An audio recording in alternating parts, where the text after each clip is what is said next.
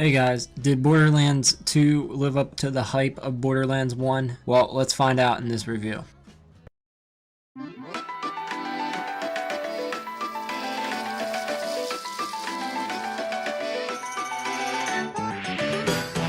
For the graphics of Borderlands 2, it looks pretty dang good for this type of game. The only problem I had with it was pretty much nothing. There was no little technical glitches or anything at all.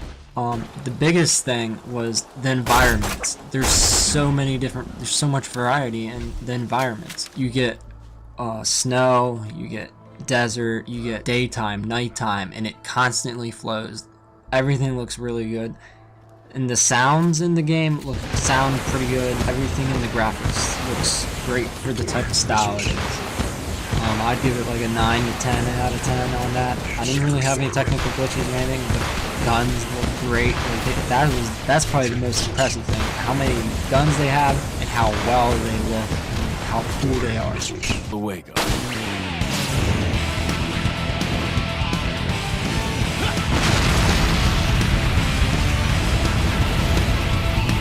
So for the gameplay of Borderlands 2, this is the only game this year other than Max Payne 3 that I could not drop my controller. I had to keep playing. It was that fun. GameStop was a little off because they were saying that it would take at least 30 hours to beat the main story. I beat the whole game with doing some side missions in about, I think it was 16 hours or so.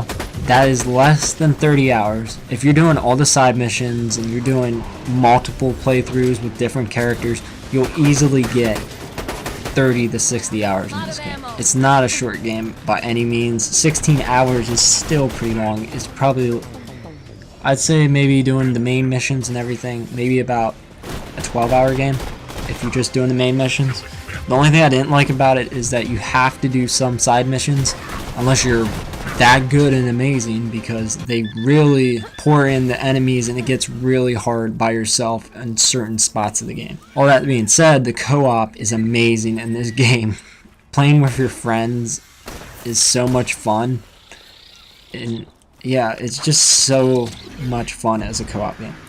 Probably the best part of the game is the guns. The guns, there's like, I forget how many bajillion guns there is. Apparently this game has the most guns ever in any game, apparently. But yeah, there's so many different guns and so much variety. And you'll get like stuck with one gun you really love, and then all of a sudden you'll find this other gun that's better, and it has even more skills and everything for it. It is so awesome. Unlike some RPGs, shooter games, this one has a couple different little things. It has a skill tree set where you can choose what skills you want. If you want to add extra health, if you want to add more skills like my siren, you can throw someone in the air, you can make that last long. And then eventually you can go down the tree and you can unlock cooler, different skills for her like that. The other part that is really cool is they added a badass ranking system that gives you special tokens for completing certain tasks. And these tasks are from both combat and exploration. It's a really awesome game. Now, some of you might not like the level cap being at 50, but I beat the game at like level 25, 26, 28, something like that. In that range. You'll have plenty of time and plenty of missions to do to get to level 50, and if you do, you get to create you can use a new character, and you can use that. That expands the gameplay.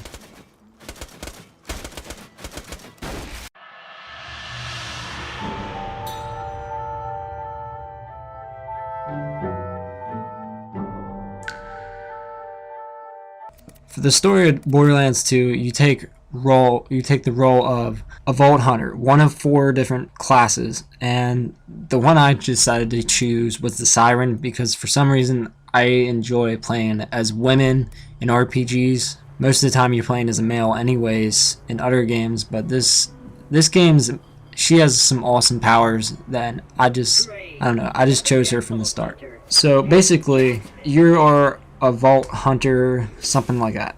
The Hyperion Corporation is now in control of Pandora and everything, and the main bad guy is Handsome Jack, and you're basically trying to take him down.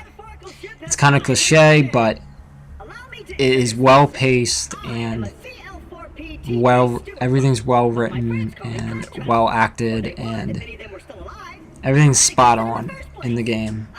I don't really want to spoil anything, but the ending's really good, and yeah, I can't really spoil anything. It's a really fun game. Play it yourself, and there are some spots. I would say the only bad thing about the story is since there's so many side quests that you can do.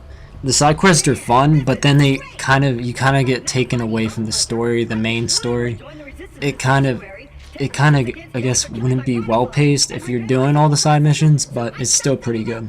Earlier I asked if this game lived up to the hype of Borderlands 1, and yes, it does. It lives way beyond the hype of Borderlands 1. It's a really fun game, great design and style of graphics, really good, hilarious voice performances, especially by Claptrap, and there are large environments that you must explore. It's just so good. And the combat, from everything from the combat to loot gathering and the diverse amounts of character classes, this game is over the top. Probably game of the year it should be. The multiplayer is really addictive, and you don't want to drop your controller at all. Everything about this game is so much fun. I give it probably a 9.5 out of 10 or a 9 out of 10, just because of the fact that I had some trouble that I had to do some side missions just to get through to level up my character. That's probably the only thing. You shouldn't have to do side missions if you don't want to. That's the only little thing that I had a problem with the game. That should not discourage you from not buying it. A 9 out of 10 is really good. I give a fair review because I take 0.5 to a point off for something little like that. Unlike people that take off freaking 6 points for that.